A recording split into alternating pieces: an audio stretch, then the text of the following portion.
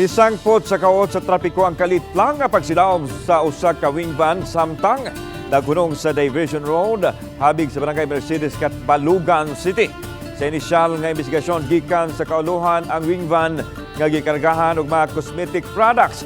Igo lang kining mihunong sa dapit aron mo pahuway ang nagmaneho nini apan sa ilang paglarga na sa truck na batayan nilang miaso ang luyong bahin nini. Nadawat sa kabulbiruhan ng alarma pasado alas 4:30 sa hapon og na fire out kini alas 5:25 sa hapon.